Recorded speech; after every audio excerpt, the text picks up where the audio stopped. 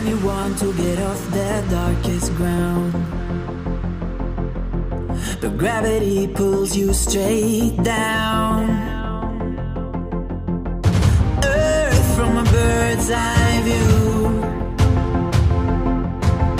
You should grow feathers and see this too.